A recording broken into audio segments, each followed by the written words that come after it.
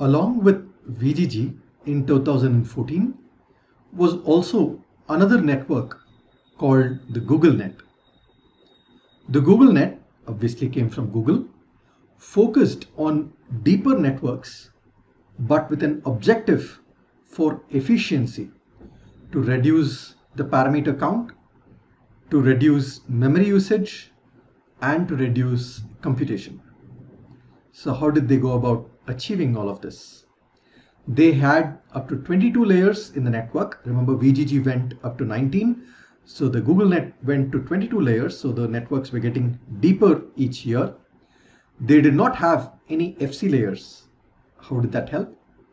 Recall that FC layers had the maximum number of parameters for both AlexNet and VGGNet. So by getting rid of FC layers, they reduced number of parameters. And what else did they introduce? They introduced a module known as the Inception module, which we'll describe in detail over the next few slides. Please don't worry if you're not able to see this figure carefully. We'll describe it in more detail over the next few slides. It had a total of 5 million parameters, which was 12x less than AlexNet and significantly lesser than VGG. And it was the winner in the 2014 ImageNet challenge ahead of VGG. VGG was a runner-up that year, and GoogleNet won the challenge with a 6.7% top 5 error. So as you can see, every year as the networks got deeper, the error started dropping significantly. Let's now talk about the Inception module, which was a key innovation in their approach. The Inception module looked somewhat like this, which was one of those units that keeps repeating in their architecture. So the previous layer's output was branched out into one layer which did a 1x1 convolution. In parallel, another couple of layers which did 1x1 and 3x3, another couple of layers which did 1x1 and 5x5, and another one which did max pooling and 1x1 convolution. So this was a local unit with parallel branches, and this local structure repeated many times in the neural network. As you can see, this Inception module was stacked on top of each other to complete the architecture of the GoogleNet. So the naive Inception module, so this was the final Inception module that was in the architecture, but let's develop this slowly. So the naive Inception module takes a previous layer. Instead of deciding a particular filter size, or VGG, which always relies only on 3x3, what the GoogleNet designers decided to do was they decided to do multiple such filter sizes in parallel and concatenate all of them. So you have a 1x1, a 3x3, a 5x5, even a 3x3 max pool, and they concatenated all of those. So the depth that you get in this layer after the concatenation would be the concatenation of all of those depths that you get as the output of each of these convolutions or max pooling. So they had multiple receptive field sizes, and they had a pooling operation which they concatenated depth-wise. But there is a problem here. Do you see the problem? The problem is this is computationally very expensive. Remember, we said for AlexNet that most of its computations are in its convolutional layer. While the parameters may not be high, remember, you have to take the filter and convolve on every part of the image, and that can be pretty expensive. And now when this Inception module does this across a 1x1 convolution, a 3x3 convolution, a 5x5 convolution simultaneously, and then concatenates, things become even more computationally expensive. So what do? They introduced something called a 1x1 bottleneck layer to reduce the channel dimension before expensive convolution layers. Now let's look at what this means. So if you have a 56x56x64 volume, you can do a 1x1 convolution across the depth. So that filter would be 1 cross 1 cross 64. And if you do that, the entire 56 cross 56 cross 64 will collapse to 56 cross 56, because for each of those spatial locations, a 1 cross 1 cross 164 convolution will give you one scalar as an output, which means you'll be left with 1 pixel here, 1 pixel here, 1 pixel here, so on and so forth in the next layer, which would lead to a 56 cross 56.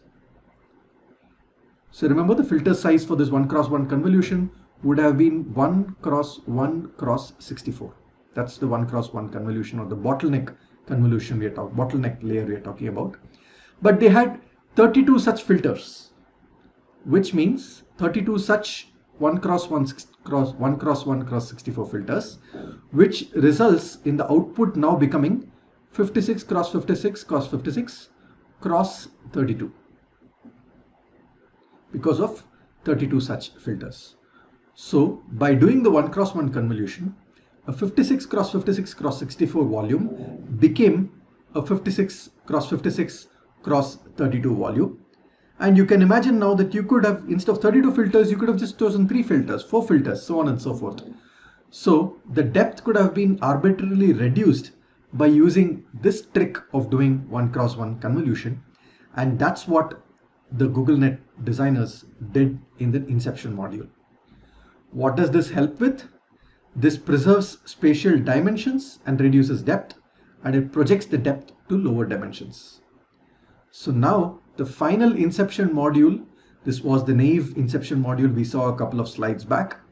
The final Inception module does the same convolutions, but now before doing those convolutions, applies 1 cross 1 convolution to reduce the depth, which means the number of convolutions or operations that you have to do will reduce because of that, and then does 3 cross 3 or 5 cross 5 convolution. This trick helps them become far more efficient in the number of computations. Also, you see here that there is a 1 cross 1 convolution after max pool instead of before max pool when compared to the other branches. The reason for that is max pool maintains depth. It maintains the depth at the same thing as what was given. So when you do max pooling, the max pooling is done in a 2 cross 2 neighborhood on each channel in the volume. So every channel, the number of channels remains the same. So they first do the max pooling and then do 1 cross 1 convolution to reduce the number of channels. And this Inception module brings down or increases the efficiency, brings down the computations, but increases the efficiency of the GoogleNet. So here is the complete architecture. So this is where the input comes in, and then you have a small stem network, which is a con pool and 2 times a con pool. So you repeat that again. Then comes all these Inception modules stacked one after the other. And at the end, you have classifier output with no fully connected layers. And in between, you see here that there are auxiliary classifier outputs. This is because it's possible that a gradient in the last layer may not reach earlier layers when you have many stacked layers across the neural network. So they also had intermediate classification outputs where they took the output of a particular layer, had a bunch of classification layers which had a loss, and that losses gradient was also backpropagated at these locations to improve the strength of the gradient to earlier layers for weight update. As you can see, the classification layer, both here and here, all of them had a structure of average pool, 1 cross 1 convolution, FC, Softmax. There were 22 layers in total. The parallel layers count as one layer. So these different layers that you see inside the Inception module, the branches, we just count it as one layer, given that it has a total of 22 layers, and the auxiliary output layers are not counted. Just from this end to the other end, together it's 22 layers in GoogleNet. So as you can see, each year since 2012, the networks got deeper and deeper and deeper. So the obvious question the researchers in the next year had was, how far can we take it? And they took it to about 150 layers, which we will see in a moment. So while asking this question, they try to understand how deep can you go with a CNN. And when they studied stacking deeper and deeper layers on a plain CNN, they found that a 20-layer CNN had a lower training error over the iterations of training than a 56-layer CNN. This was a little non-intuitive. And the same observation was also made on the test error in the same setting. So the 20-layer CNN had a lower test error over iterations when compared to a 56-layer CNN. Why would this be happening? A deeper model performs worse than a shallow model. This was a little counterintuitive to how research was progressing with CNNs at that time. One plausible explanation you could give for why this could be happening is the initial guess could be that the deep model is perhaps overfitting, and that's why the test error increases for a 56-layer neural network. You have more parameters and it perhaps is becoming more complex and hence is overfitting. But if that was true, the training error would have been stronger for a 56-layer network over a 20-layer network. Unfortunately, even there, the 20-layer network had a lower error, which means the 56-layer network was also underfitting. What could have been the reason for this to happen as depth of neural network increases? The answer for this lies in what is known as the vanishing gradient problem. The problem complementary to vanishing gradient is known as exploding gradient, but let's talk about each of them in one after the other. So if you took a simple feed-forward neural network, let's assume with sigmoid activations in each layer. So here is a very simplistic visual for that. You have x0, there is a weight one that comes in first layer, there is a sigmoid, then x1, w2 is a weight in the second layer, a sigmoid, and so on and so forth until the last layer. If you now took a loss L and wanted to find dou L with respect to dou x0, which is one of the initial layers inputs, you have dou L by dou x0 is equal to sigma prime, which is the gradient of the sigmoid function, into w3 transpose x2 into w3 into sigma prime w2 transpose x1 into w2 into sigma prime w1 transpose x0 into w1. This comes from applying chain rule. You work out the gradient in each step, considering a sigmoid activation function in each layer, you would get this. But the key point that I'd like to draw you towards here is that the gradient of the sigmoid is less than 1 by 4. Why is that the case? Because this is how the gradient of the sigmoid function looks. It starts at a 0, close to 0. It peaks at 0.25 and then falls down again. This comes from the shape of the sigmoid function. So the gradient is steep in this region. It increases, then starts falling and then flattens out again. So the gradient of such a sigmoid function turns out to be something like this, and the range is between 0 and 1, which means the gradient turns out as capping at 0.25, which means dou L by dou x0 has a bunch of values which are all less than 1/4.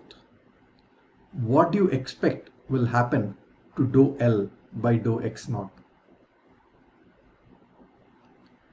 The product of very small values will quickly go to 0, and you have the problem of what is known as vanishing gradients.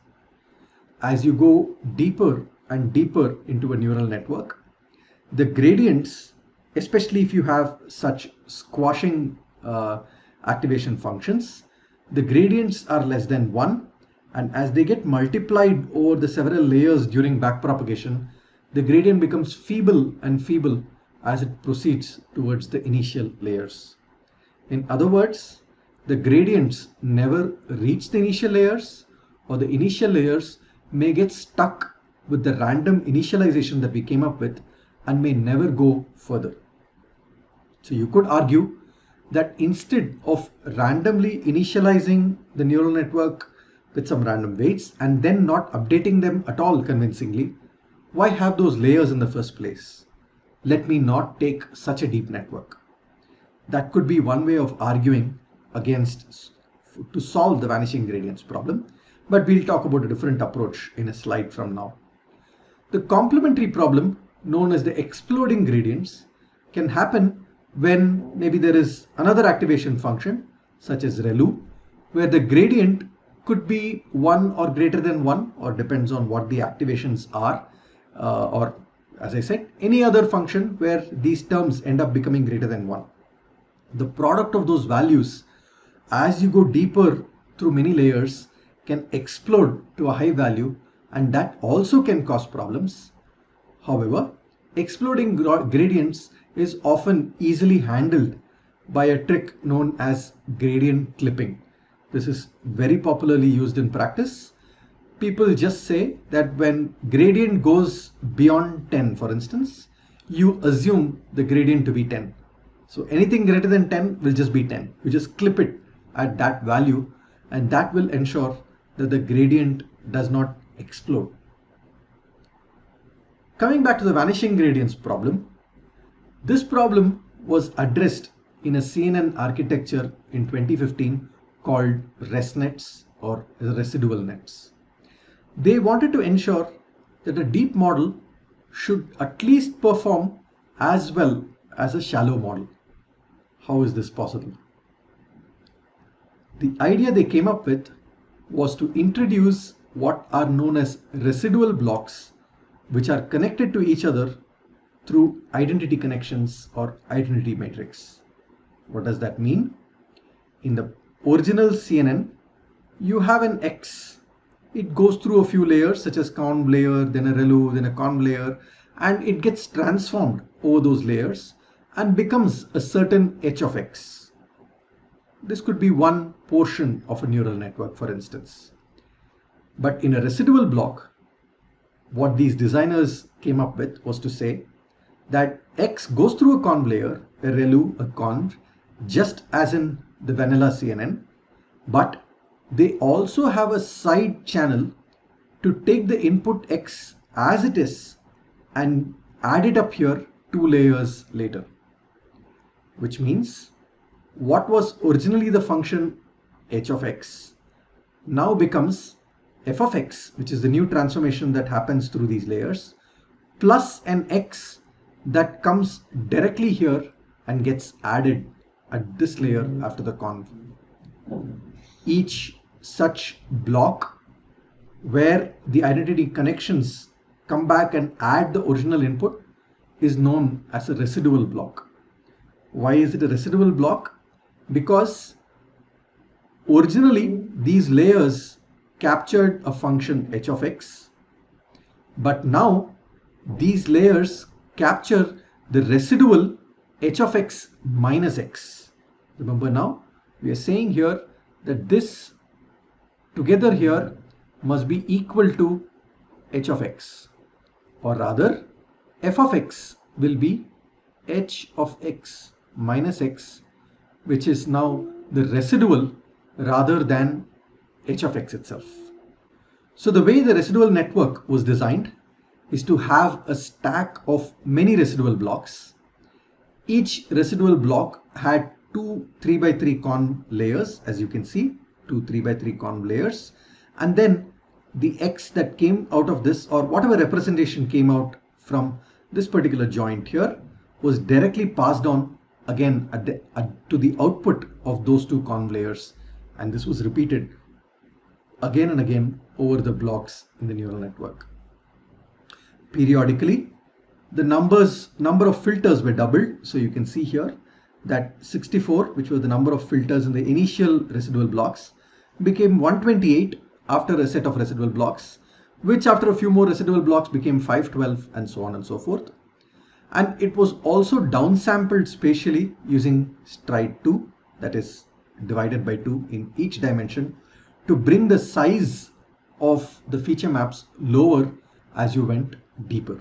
Remember, that helps you control the number of neurons in later layers by downsampling the feature maps. They also used a technique called global average pooling. Global average pooling is like max pooling, average pooling, but global average pooling is the entire average of a feature map. So if you have a feature map, you take the average of all the pixels in that feature map and it gives you one scalar. So if you had k channels in a particular layer, by doing global average pooling, you will get k scalars. One scalar per channel, which will be the global average of that channel. You can imagine that as giving a feature map, taking the average intensity of that feature map. That is global average pooling. And then for each channel, you would get one global average pooled value. So if you had k feature maps, you would get a k-dimensional vector as the output of global average pooling. And they had a single linear layer at the end. You can see that there are no fully connected layers here, but for the FC1000, FC1000 is done because ImageNet has 1000 classes. So FC1000 is required to give 1000 outputs in that last layer. And finally a Softmax to convert those logits into probabilities. They had total depths of 34, 50, 101 and 152 layers for ImageNet. So it's called ResNet 34, ResNet 50, ResNet 101, ResNet 152, so on and so forth. For very deep networks, which went beyond 50 layers in a ResNet, they also used a bottleneck layer. You can see the 1x1 convolutions to improve the efficiency, similar to GoogleNet. Remember, the 1x1 convolutions help you reduce the depth from a certain depth to a smaller depth, and then you perform your operations in that smaller depth, and you can again now do 1x1 convolution to go back to an initial depth if you like, which is something that they did do to keep the depth in the same range but reduce the computations by a couple of 1x1 or bottleneck layers, couple of 1x1 convolutions or bottleneck layers periodically. So this is the example. They had a 28x28x256 input. They bottlenecked it to 28x28x64 by doing 1x1 convolution, then do the 3x3 convolution only on those 64 feature maps, and then once again did 1x1 convolution and took it back to 28x28x256. This actually keeps the dimension the same as the input, but these 1x1 convolutions make the number of computations far lesser and hence the training more efficient. With this ResNet, they were able to train very deep networks. As we mentioned, they went up to 152 layers to train on ImageNet, and they now found that deeper networks actually perform better than shallow networks. Why so? Why does this identity map or this residual block help train deeper networks? When we backpropagate, the gradient that comes to a particular point in the residual network, while there is a path of the gradient through these layers which may result in an attenuation of the gradient, there is another side path for the gradient to go as it is to a previous layer without any diminishing in its value. And these identity connections that connect residual blocks serve like highways for the gradient to just flow through. They are like short circuits. The gradient just flows through them, while there is a part of the gradient that still keeps coming through the layers. And that allows even the earlier layers to get a strong gradient signal. And now deeper networks perform better than shallow networks. And it won the first place in all ImageNet competitions and also a competition called COCO that was introduced in 2015. So in fact, they won the the first place in all the major challenges in 2015. ImageNet classification, ImageNet detection, where they were 16% better than the second best, ImageNet localization, where they were 27% better than the second best, COCO detection, where they were 11% better than the second best, COCO segmentation, where they were 12% better than the second best. We will discuss detection, localization, segmentation, and the COCO dataset a bit later, but just to let you know that this model swept through all challenges in 2015 and has since then been an important architecture that people use for various applications in computer vision. So the homework for this lecture is to go through this illustration of 10 CNN architectures, which is very well done, which would perhaps help you understand these architectures better. If you're further interested, you can go through these respective papers, which are for ImageNet, residual connections, ResNets, VGG, so on, which could probably help you understand some of the decisions which were made in the design of these architectures.